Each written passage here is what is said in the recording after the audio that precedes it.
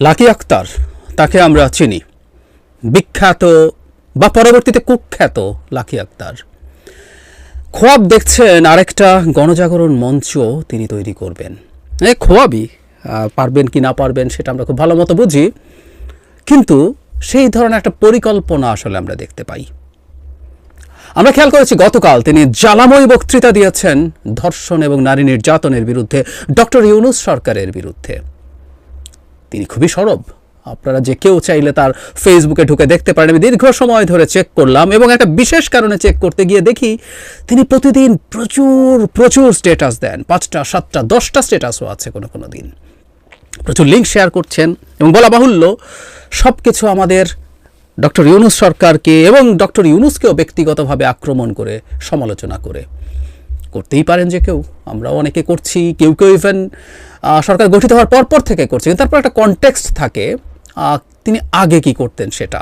ফলে আমাদের ডক্টর ইউনূস সরকার গঠিত হওয়ার ইমিডিয়েটলি পর থেকে সমালোচনা করা কিছু কিছু মানুষের আগের ট্র্যাক রেকর্ডে আমরা দেখেছি তারা শেখ হাসিনার বিরুদ্ধে অত্যন্ত সোচ্চার ছিলেন। সুতরাং এটাকে আমরা একটা পয়েন্ট অফ ভিউ থেকে দেখব, কারণ কনটেক্সট ম্যাটার্স।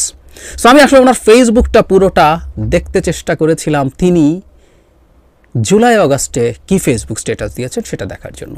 ওনাকে আমি আসলে ফেসবুকে খুব একটা দেখিনি, জানি না উনি কী করেন। যদিও আমি ফেসবুকে দেখলাম অনেকেই হয়তো তাকে ফলো করেছেন। উনি কী করেছেন জুলাই অগাস্টে আমি সেই জায়গাটায় যাব। তার আগে গতকালের ঘটনা নিয়ে আমরা খেয়াল করেছি ডক্টর ইউনূস আমাদের প্রধান উপদেষ্টার বাসভবন অভিমুখে একটা মিছিল করার চেষ্টা করা হয়েছিল একটা সংগঠনের পক্ষ থেকে, এবং আই অ্যাগ্রি যে পুলিশ একটা জায়গায় বেশি বল প্রয়োগ করেছে, কোনো সন্দেহ নেই। কিন্তু আমরা খেয়াল করব পুলিশের ওপরেও আক্রমণ করা হয়েছে একেবারে উদ্দেশ্যপ্রণোদিতভাবে। তবে এটুকু আমাদের মনে রাখতে হবে, পুলিশের ওপরে যদি আক্রমণ হয়ও, আমরা দেখলাম একজন পুলিশ অফিসার একজন নারী তার উপরে আক্রমণ করেছে প্রথম, অন্তত সেভাবেই যে ভিডিওটা আমার সামনে এসছে তাতে দেখলাম, কিন্তু তিনি পাল্টা ওই নারীকে আঘাত করছেন। আমাদের পুলিশকে আসলে এই ধরনের সিচুয়েশন ট্যাকল করার জন্য প্রস্তুত থাকতে হবে। পুলিশ আঘাত পেতে পারেন, কেউ তাকে আক্রমণ করতেও পারে, সেগুলো তারা কিভাবে হ্যান্ডেল করবেন। এবং যেখানে নারীরা উপস্থিত আছেন সেই জায়গায় যথেষ্ট পরিমাণ নারী পুলিশ কেন নেই আমি সেটাও অবাক হয়েছি।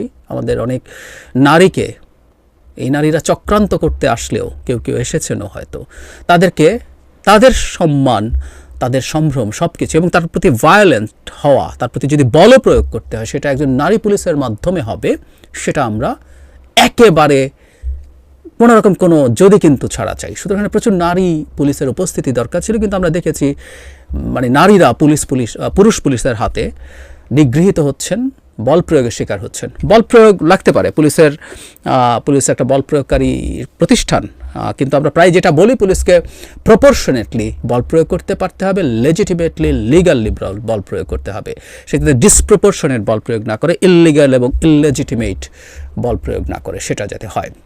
সুতরাং গতদিনের ঘটনাটা পুলিশের ম্যাল হ্যান্ডলিং ছিল এবং বলা বাহুল্য ওখানে একটা কেওস তৈরির চেষ্টাও ছিল, কারণ পরবর্তীতে আমরা দেখেছি লাকি আক্তার জ্বালাময়ী ভাষণ দিচ্ছেন, মানে কি বিভৎসতা ঘটে গেছে। একমত আমরা এটা একটা জায়গায় সবাই কম বেশি একমত আছি, দেশের আইনশৃঙ্খলার অবস্থা ভালো না, নারীদের নিরাপত্তা নিয়ে প্রশ্ন এসছে। যদিও 8 বছরের কেউ ধর্ষিত হয়েছে বাংলাদেশে, 8 না 8ও অনেক বেশি বয়স ধর্ষিত হওয়ার পক্ষে। বাংলাদেশে 4 বছরের 3 বছরের 5 বছরের শিশু ধর্ষিত হয়েছে, মারা গেছে। শেখ হাসিনার সময়ও প্রচুর ছিল, সব সময় ছিল। কিন্তু এখন একটা সোকল্ড মুভমেন্টের চেষ্টা হচ্ছে বলেই বলছি। নাগরিকরা প্রতিবাদ করবেন, করতেই চাই, কিন্তু যখন লাকি আক্তাররা নামেন তখন এই প্রশ্ন আসতে পারে, কারণ এই লাকি আক্তার গণজাগরণ মঞ্চের অন্যতম অ্যাক্টিভিস্ট হয়ে আওয়ামী লীগ এবং ভারতের পারপাস সার্ভ করেছিলেন। শুরুতে কারো কনফিউশন ছিল, থাকলেও খুব অল্প সময়ের মধ্যে মানুষ বুঝে গিয়েছিলেন। রীতিমতো বিরিয়ানি খাইয়ে দেশের সবচেয়ে গুরুত্বপূর্ণ 2টো হসপিটালের মোড় বন্ধ করে রেখে দিনের পর দিন সরকারি পেট্রোনাইজড মুভমেন্ট ছিল এটা, এবং এর উদ্দেশ্য এটার মাধ্যমে এটার জায়গা থেকে আওয়ামী লীগ তার তখনকার ফ্যাসিবাদী ব্যবস্থাটাকে জারি রাখার স্টেপ নিয়েছিল। আমি বহুবার বলেছি, একটু যোগ করে রাখি, 14 মানে গণজাগরণ মঞ্চ এরপর 18 পর্যন্ত আওয়ামী লীগকে এক ধরনের ফ্যাসিস্ট দল বলা যেতে পারে। তার কিছু ফ্যাসিস্ট ইডিওলজিক্যাল ন্যারেটিভ দিয়ে মানুষকে তারা এনগেজ করতে পেরেছিল। 18 পর থেকে এটা আটারলি একটা মাফিয়া রেজিম হয়ে গেছে, এটার ফ্যাসিস্ট না। যাই হোক, সেই লাকি আক্তার মাঠে নেমেছেন। লাকি আক্তার কী করছেন আসলে, আমি তার ফেসবুকে ঢুকেছিলাম যেখানে অসংখ্য স্ট্যাটাস, এগুলোর নিচে স্ক্রল করাই কঠিন হচ্ছিল। প্রতিদিন তিনি এত কিছু লিখছেন, এত কিছু বলছেন, বিদ্রুপ তুচ্ছতাচ্ছিল্য আমাদের প্রধান উপদেষ্টাদেরকে করছেন, প্রতিটা মন্তব্য ধরে ধরে লিঙ্ক শেয়ার করছেন, যে কেউ গিয়ে দেখে আসতে পারেন। তো আমার কৌতূহল ছিল তিনি জুলাইতে কী করছিলেন। জুলাই মাসে মানে ওনার 29 জুন একটা স্ট্যাটাস ছিল, তিনি একটা কর্মসূচিতে গেছেন কোনো একটা জেলায়। এরপর জুলাই 11-তে, 29 জুনের পর জুলাই 11, মানে এখন উনি প্রতিদিন 5, 7, 10টা স্ট্যাটাস দেন, তখন উনি জুলাই 11-তে এটা ওনার স্ট্যাটাস না, একজন তাকে নিয়ে স্ট্যাটাস দিয়ে হাসাহাসি করছেন। মানে কেউ একজন লিখেছিলেন শাহবাগে যোগ দিবি কখন, তখন 11 জুলাই আমাদের স্টুডেন্টরা রাস্তায় নেমেছে কোটা বিরোধী আন্দোলনে, শাহবাগে বসছে তারা। লাকি আক্তার ফাজলামো করছেন, শাহবাগ দিয়ে একটা যোগ চিহ্ন, মানে উনি শাহবাগে যোগ দিয়েছেন। এটা ফাজলামোর বিষয় লাকি আক্তারের কাছে। 11 তারিখে ওনার স্ট্যাটাস, উনি 29 তারিখ স্ট্যাটাস দিয়েছিলেন। 11 তারিখে আরেকজন তাকে ট্যাগ করেছে, সেই ট্যাগে তারাও হাসাহাসি করছেন, যিনি তাকে ট্যাগ করে আপু, ফানি ইমোজি।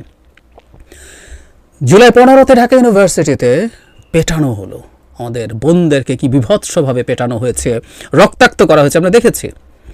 16 সাইদ মারা গেলেন, আরও 5 জন, মোট 6 জন মারা গেলেন। 17 50 জন মারা গেলেন, 18 70-80 জন, বাড়তেই থাকলো ডেথ টোল। লাকি আক্তারের ঘুম ভাঙে না, ওনার ঘুম ভাঙলো জুলাই 30, ছাত্র জনতার উপর হত্যাযজ্ঞের প্রতিবাদে ওনার একটা গান উনি পোস্ট করেছেন জুলাই 30। জুলাই 31-এ তাকে ওই গানটাই ট্যাগ করেছেন আরেকজন, এই হচ্ছে তার স্ট্যাটাস। এরপর which is very funny and interesting, I must say, তাতেই বুঝবো আসলে উনি এই গানটা কেন স্ট্যাটাস শেয়ার করেছেন। জুলাই অগাস্টে তার এরপরের স্ট্যাটাস, একজনের স্ট্যাটাস তিনি শেয়ার করেছেন, বৌদ্ধ ভিক্ষুরা ওই যে বন্যা হয়েছিল সেখানে ত্রাণ বিতরণ করছেন। 22 তারিখ মানে বাংলাদেশ, 22 অগস্ট বাংলাদেশে এত কিছু ঘটে গেল। 5 তারিখ শেখ হাসিনার পতন এবং পালিয়ে যাওয়া, মানে কে সেলিব্রেট করে নাই? শেখ হাসিনা এবং তার হালুয়া রুটি খাওয়া মানুষের বাইরে কে সেলিব্রেট করে নাই? আসলে আওয়ামী লীগারদেরকেও যারা সমর্থন করেন, বংশ পরম্পরায় ভোট দিয়েছেন, কোনো বেনিফিট নেন নাই, তাদেরকেও সেলিব্রেট করতে দেখেছি। কিন্তু তিনি তার শোক, বুঝতে পারছি তিনি খুবই শোকে আক্রান্ত ছিলেন, তার এই শোক প্রাথমিকভাবে কেটেছে দীর্ঘ 17 দিন পর। 22 তারিখ তার স্ট্যাটাস দিতে ইচ্ছে করলো বন্যা নিয়ে। তারপর বলা বাহুল্য তিনি প্রচণ্ড গতিতে সরকার বিরোধী যুদ্ধে, লড়াইয়ে নেমে পড়লেন।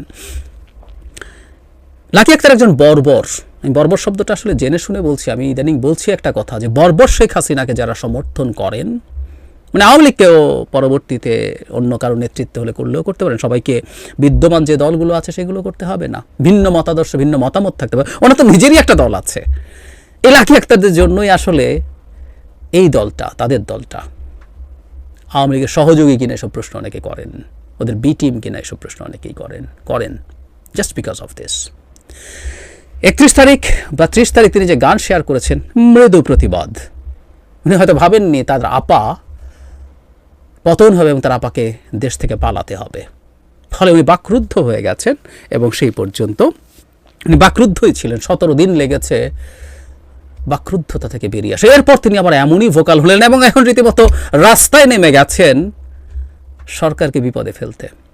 ধারণা করি বা আমরা অনেকেই বুঝতে পারি রাইটলি, তিনি চাইছেন আসলে এই অজুহাতে আবার রাস্তায় কোনো কিছু তৈরি করা যায় কিনা।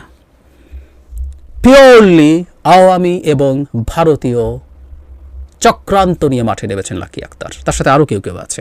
আমি বলছি না অপরাপর যারা এই মুভমেন্টে আছেন তারা সেই কারণে আছেন, নো, সরকারের ব্যর্থতা আছে, চরম ব্যর্থতা আছে। ইভেন এই রেপের ঘটনার চাইতে বড় ব্যর্থতা আছে, কারণ রেপে যারা ভিকটিম আছে তাদেরকে যারা আসামি আছেন, অভিযুক্ত আছেন, তাদেরকে গ্রেফতার করা হয়েছে, ভিকটিমের জন্য সর্বোচ্চ চিকিৎসার ব্যবস্থা করা হয়েছে। এখানে তো সরকারের ব্যবস্থা নিতে কোনো রকম কোনো কার্পণ্য নেই। এটা তো এই না যে বাংলাদেশের ইতিহাসে প্রথম এত ছোট একটা কন্যা শিশু ধর্ষণের শিকার হয়েছে, না। সো সরকার তো এখানে স্টেপ নিচ্ছে, বরং সরকারের অনেক অন্যান্য জায়গায় নারীর প্রতি কিছু ঘটনা, এই যে অন্যা নিয়ে যে ঘটনাটা ঘটেছে, স্মোকিং নিয়ে যেটা ঘটেছে, এগুলোতে সরকারের নানান রকম রিলাক্টেন্স আছে এবং ওটা সহ যাবতীয় নির্যাতন নিয়ে যে নারীরা বা পুরুষরা মাঠে নেমেছেন তাদের প্রতি আমরা শ্রদ্ধা রাখি এবং আমরা অবশ্যই মনে করি মানুষ এগুলো নিয়ে মাঠে থাকতে পারে, কিন্তু লাকি আক্তাররা না।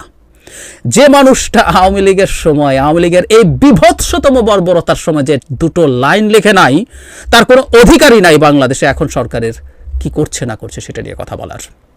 Full stop.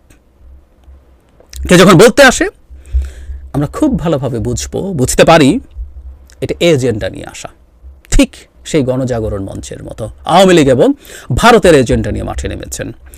এটা দেখা সুখের যে এই মুভমেন্টে, এই নারীদের প্রতি অত্যাচার নির্যাতনের মুভমেন্টে থাকা অনেকেই লাকি আক্তারের সম্পৃক্ততাকে ডিনাউন্স করছেন।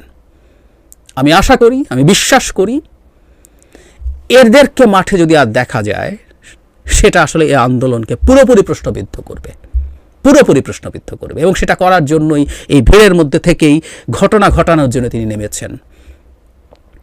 লাকি আক্তারদেরকে আমাদের প্রতিরোধ করতে হবে, অন্তত মানুষ যাতে তাদেরকে চিনে রাখে।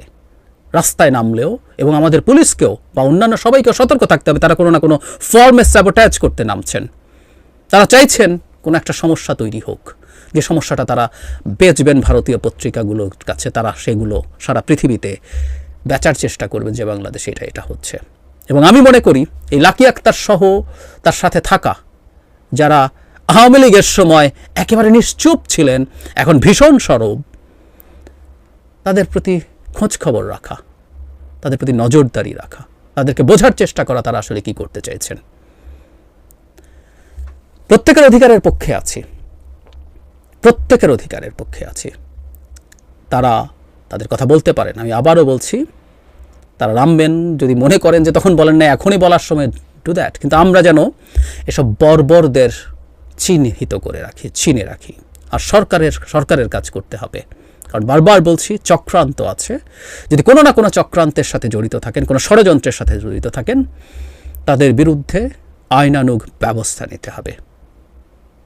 আমরা আওয়ামী বর্বরতার সমর্থকদের, আওয়ামী বর্বরতার ক্ষেত্রে নিশ্চুপদের, আওয়ামী লীগের পতন এবং হাসিনা পালিয়ে যাওয়া সেলিব্রেট না করাদের ক্ষেত্রে আমরা খুব ক্লিয়ারলি বলতে চাই, এরা এই জাতির শত্রু, এই জনগণের শত্রু, এই রাষ্ট্রের শত্রু। বর্বর লাকি আক্তার, বর্বর শব্দটা আমি জেনে শুনে বলছি, আমি মনে করি কেউ আমার সাথে দ্বিমত করতে পারেন, মানে উনি তো রাজনীতি করেন, মানে জুলাই আগস্ট লাগে না। শেখ হাসিনা বাংলাদেশকে কি করেছেন উনি এত বছর ধরে দেখেন নাই?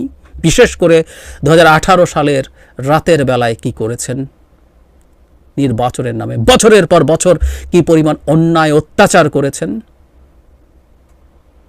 হত্যা, গুম, নির্যাতন, মিথ্যা মামলা, গায়েবী মামলা, ধ্বংস করে দিয়েছেন এই দেশের প্রত্যেকটা প্রতিষ্ঠানকে, মানুষের জীবন শেষ করে দিয়েছেন, লক্ষ লক্ষ কোটি টাকা লুটপাট করেছেন, পাচার করেছেন।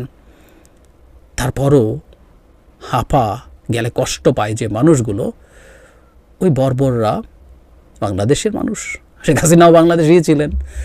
কিন্তু আমাদের এই বর্বরদের চিনে রাখতে হবে এবং তাদের কোনো ষড়যন্ত্র আমরা এই দেশে সফল হতে দেব না। Full stop.